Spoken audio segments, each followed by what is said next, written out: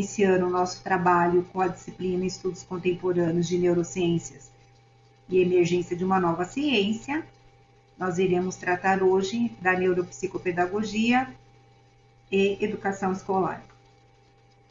Então, inicialmente, iremos apresentar uma parte introdutória, falando um pouco sobre a origem e a história da neurociência e da neuroeducação. E iremos trabalhar alguns conceitos básicos para que possamos melhor alicerçar aí a nossa linha de raciocínio em relação ao trabalho com a temática nessa aula de hoje. Então, quando surgiu a neurociência, né? Então, esse termo ele surgiu em meados da década de 70, mas nós sabemos, né, que os estudos do cérebro, eles advêm aí de períodos anteriores a esse, né? Na verdade, datam aí desde a filosofia grega, né, de período anterior a Cristo, então. Então, no século XVII, levado pelo iluminismo, surgiram os estudos mais aprofundados do sistema nervoso. E quando nós apresentamos o surgimento de pesquisas, isso acontece de acordo com um contexto social de época, nós precisamos pensar um pouco sobre qual o contexto histórico que isso ocorreu. Então, o iluminismo e quais são as suas características é algo que devemos pensar, né? Então, essa linha de pesquisa, ela surgiu, não é, em um contexto social de época. E quais as características desse contexto, né? Então, o iluminismo, ele era baseado em 3 pilares, que são a razão, a liberdade e o avanço da sociedade em relação ao pensamento racional e à ciência, em detrimento da fé, então, né? Nós sabemos que nós tivemos aí a tentativa de pensar da sociedade em relação à utilização da razão, né, em equilíbrio com a teologia, então, né, a fé, a partir da reforma protestante de Martinho Lutero. Então, nós temos como característica a consciência individual autônoma, então, no iluminismo, né, então, para que o homem desenvolvesse sua razão e assim pudesse conhecer o real em todos os aspectos, né? Então, ele deveria fazer uso do próprio entendimento e não agir conforme aquilo que lhe apresentavam como uma verdade absoluta. Então, pelo uso da razão, os homens seriam capazes de intervir na realidade para que fosse possível organizá-la de forma racional. Então, dizer que o homem possui consciência individual autônoma significa dizer que ele não precisa de uma autoridade externa, seja política, religiosa ou até mesmo médica. Também significa que pode ser livre em relação às suas emoções, paixões e desejos. E todos esses itens citados irão impactar para a eficácia ou para o alcance do sucesso do processo de ensino-aprendizado. Outra característica do iluminismo é a noção de progresso, né? Então, a mentalidade da época, influenciada pela Revolução Industrial, era de que se o homem tinha pela razão as condições de enfrentar os problemas que a realidade lhes apresentava, ele tinha pela ciência e pela tecnologia as condições de se impulsionar para a verdade e o progresso humano. Outra característica em relação ao caráter pedagógico, né, é que para o iluminismo todos os homens são igualmente dotados de uma luz natural que torna todos capazes de aprender. E pela educação, pela ciência e pela filosofia, os homens poderiam aí desenvolver as suas capacidades mais fundamentais, ou seja, eram instrumentos da consciência individual autônoma contra a ignorância.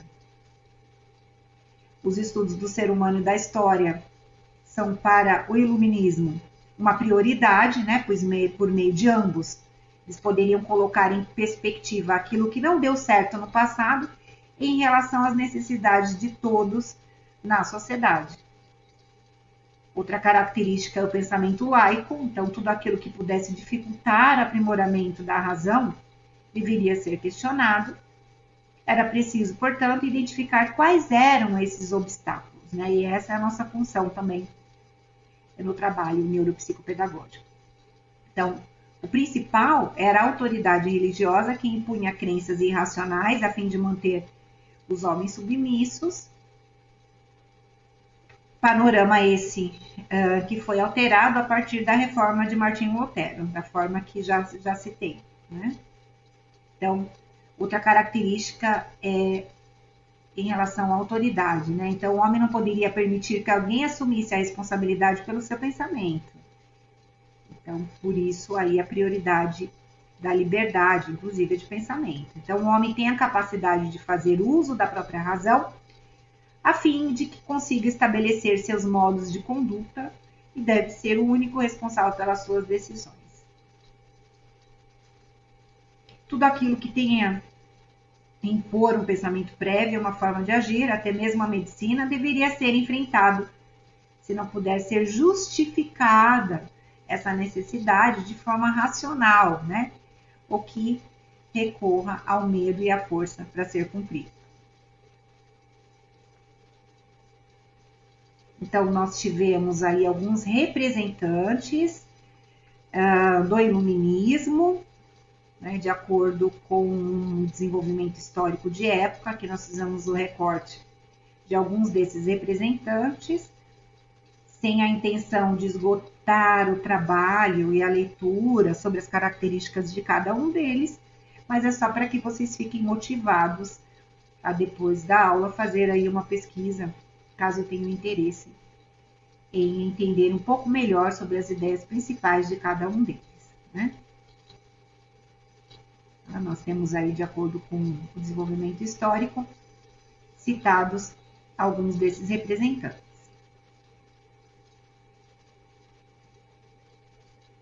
De acordo com,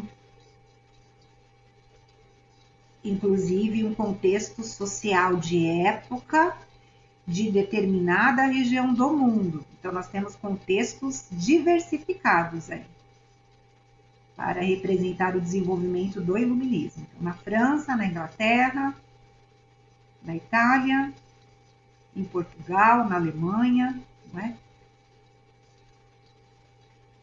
E, por fim, não é um que, até por uma razão pessoal, né, de pesquisa, sempre foi de maior interesse, de meu maior interesse, é justamente as ideias do Kant, né? Porque ele é considerado o maior filósofo do iluminismo e em sua obra A Resposta à Pergunta, o que é o esclarecimento, ele desenvolveu aí seus ideais a partir de dois conceitos, não é? A autonomia do ser humano e os pares, e a maioridade e a minoridade intelectual. Falando um pouco sobre a articulação da neurociência com a neuroeducação, então, a partir das investigações da neurociência, né, então, que são direcionadas ao ensino, é que nós tivemos justamente a origem à neuroeducação e as suas chamadas subespecialidades, como a neuropsicopedagogia e a neuropsicologia escolar. Como exemplo, nós temos aí a origem de obras como a obra Neurociência e Educação, né, que objetiva o desenvolvimento e a compreensão de como o cérebro aprende, um livro de Ramon Consenza e Leonor Guerra. Então, um pouquinho sobre a história da neuroeducação. Então, a utilização desse termo e o conceito, bem como as publicações iniciais, objetivaram aí a construção de uma ponte justamente entre a neurociência e a educação. E foram feitas por esses dois pensadores, o Herbert Donaldson e o Helben Alec, né? Um neurologista e um educador. E escreveram aí, cada um, a sua obra, fruto da sua pesquisa em relação a essa temática. O foco central da neurociência é a compreensão e a influência do sistema neural no comportamento humano, enquanto a neuroeducação, de forma geral, nós podemos afirmar que é um campo interdisciplinar, então, que combina justamente a neurociência, a psicologia e a educação, né, para que possamos aí tentar decifrar os processos cognitivos e emocionais que originem melhores métodos de ensino e adequação dos currículos ao atendimento das necessidades dos nossos alunos. Então, as pesquisas e iniciativas relacionadas à neuroeducação têm crescido muito no mundo, né, nos últimos anos, e objetivam aí se utilizar das descobertas por meio dessas pesquisas desenvolvidas e as investigações sobre a aprendizagem, a memória, a linguagem e outras áreas da neurociência cognitiva, para informar os educadores, a nós educadores, sobre as melhores estratégias de ensino e aprendizagem. Então, cada vez mais, os professores querem e precisam saber sobre como seus alunos aprendem e memorizam as informações ensinadas. Então, os neurocientistas, por outro lado, eles querem saber como essas indagações dos professores podem sugerir novas pesquisas em neurociência. Outra linha de abordagem em relação à neuroeducação é a compreensão de quais e como os distúrbios e doenças nervosas e mentais podem afetar o aprendizado dos nossos alunos e como os professores podem colaborar com os outros profissionais para ajudar a identificar os problemas em sala de aula, né, de modo a enfrentá-los com novos métodos de educação especial para a inclusão social dos seus alunos afetados. Então, falando um pouco sobre o escopo, o objetivo da neuroeducação, é justamente a compreensão dos mecanismos cerebrais subjacentes, então, ou ligados ao processo cognitivo, né? Então, a aprendizagem e como eles podem otimizar as práticas de ensino. As ferramentas tecnológicas da área médica desempenham aí um papel fundamental nessa tarefa por meio de recursos tais como podemos citar um deles, não é? A ressonância magnética funcional e o eletroencefalograma, que atualmente, por meio de pesquisas, vem sendo divulgado aí os resultados, no sentido de ocorrer aí a possibilidade até de nós elaborarmos estímulos cerebrais que irão melhorar, né, que serão passíveis de uma melhora do processo ensino-aprendizado. Então, a neuroeducação, ela, na verdade, ela não é uma nova área do conhecimento. Trata-se, então, da junção dos conhecimentos da psicologia, da educação e da neurociência. E ela nos traz uma abordagem diferenciada do que é o significado da aprendizagem, né? Pois anteriormente, numa visão mais direta, nós alegávamos aí que o ato de aprender, significa uma aquisição de novos conhecimentos, e hoje nós não trabalhamos pensando dessa forma, atuando dessa forma. Então, a neuroeducação nos mostra que aprender significa a possibilidade de modificar comportamentos, né? Então, a construção do conhecimento, ela possibilita ao aluno a modificação de comportamentos. Quando pensamos numa educação inclusiva, o significado de aprender dentro dessas concepções tem um valor muito significativo, não é? Porque o sujeito é somente avaliado pelo viés do conhecimento adquirido. E isso não é um equívoco, né? Então, foi assim no passado e agora nós tentamos desenvolver um ressignificado, né, do aprender. Então, dentro do contexto escolar, certamente a educação ela não estará sendo inclusiva se pensarmos dessa forma limitada, mas se ela consegue perceber o educando como alguém que modificou seu comportamento inicial, seja ele psicomotor, cognitivo ou até mesmo emocional. Desse modo, sim, nós estaremos diante de uma educação inclusiva, né?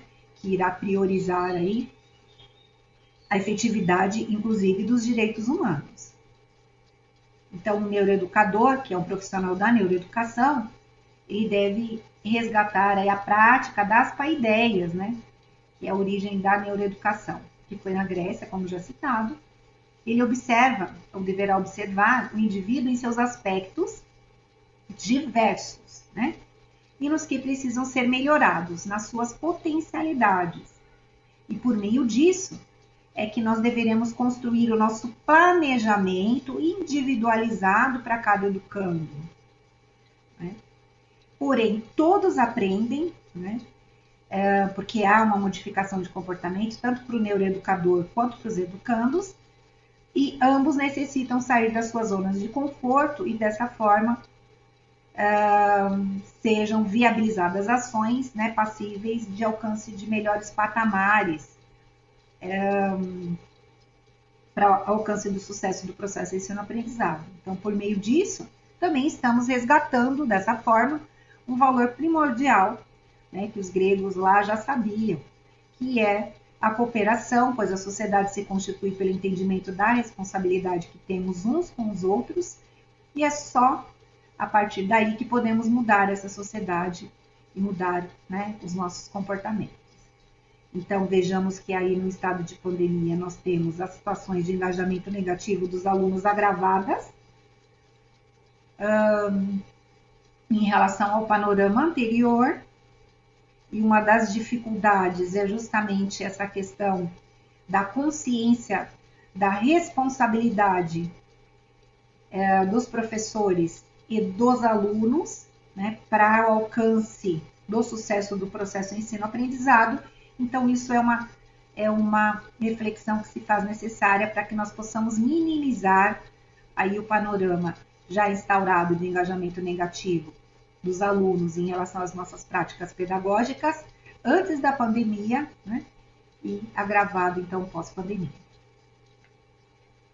Então, a proposta da nossa aula de hoje é apresentar o tema de estudo contemporâneo, né, exercitando, então, a reflexão sobre como nós podemos aí pensar sobre a instrução, o ensino e a educação, né? Então, quais os significados desses termos para que nós possamos compreender qual o significado efetivo da aprendizagem, e vamos articular também a reflexão sobre a importância da escolha das estratégias pedagógicas com base na função social da educação que nós aderirmos, né, para as nossas práticas pedagógicas, e inclusive com os impactos, né, advindos aqui dos tempos de pandemia. Bom, em continuação à nossa proposta, né, nós vamos refletir como o processo de aprendizado ele pode ser pensado com base na neuroeducação, com vista ao alcance da compreensão dos mecanismos cerebrais, né, relacionados à aprendizagem e como eles podem otimizar as práticas de ensino. Nós vamos trabalhar um pouquinho os fundamentos filosóficos e também vamos pensar sobre esse subtema com base na neurociência. Então, vamos articular aí as nossas bases para refletirmos. E ao final, nós vamos falar um pouquinho, vamos fazer uma reflexão sobre a possibilidade de criação de uma sequência didática, praticando aí a neurociência computacional. Então, a gente vai estar falando um pouquinho da neurociência computacional, a sua importância, né? Não digo que é uma novidade, mas é uma ressignificação, né, sobre o pensar na educação, e pode ser utilizada aí a neurociência computacional como uma ferramenta para minimizar, inclusive, os impactos da pandemia. Então, a proposta da nossa aula é justamente essa, aqui é uma representação gráfica, né? Então, tratando a neurociência que investiga o funcionamento do sistema nervoso, e a neuroeducação, ela acaba abarcando aqui os aspectos comportamentais, então, analisados pela psicologia, e os pedagógicos, advindos dos resultados aqui do trabalho e do desenvolvimento educacional ou do ensino com caráter didático.